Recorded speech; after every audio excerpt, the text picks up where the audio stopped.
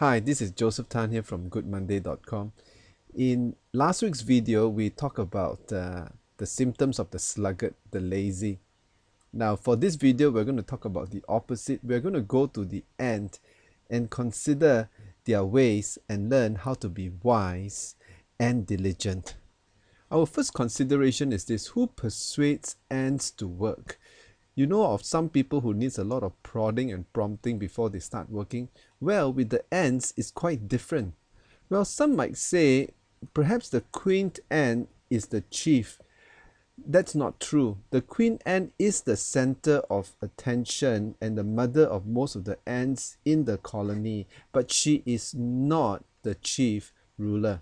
Instead, work is initiated by what you call servant leaders. Why are these ants called servant leaders? Because they really lead by example. Interesting, huh? These servant leaders are usually the older ants who begin each new activity in the colony by doing the work themselves.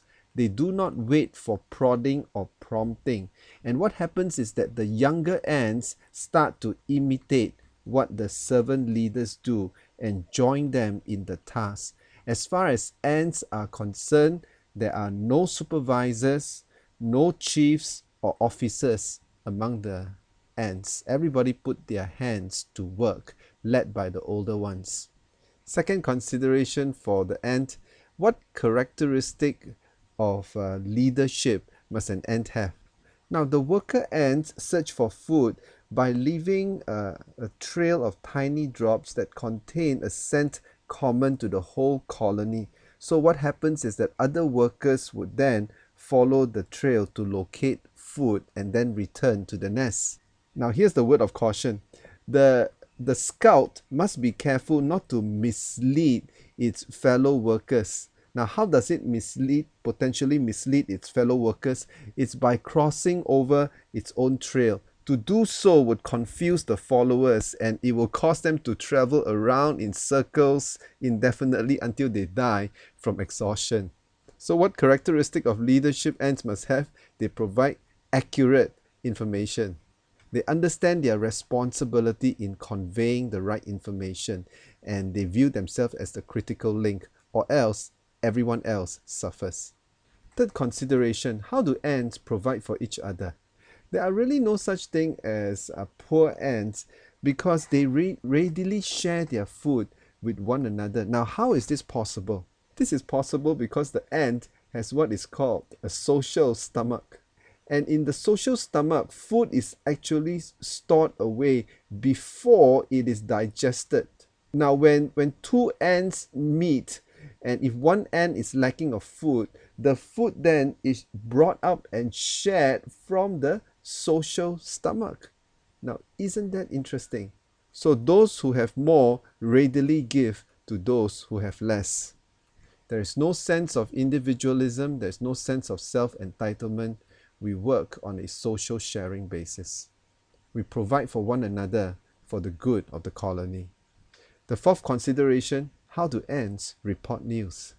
Quite interestingly, researchers think that the way the news is reported is by using food. Isn't that quite similar with us, where we tend to talk and share information over a meal?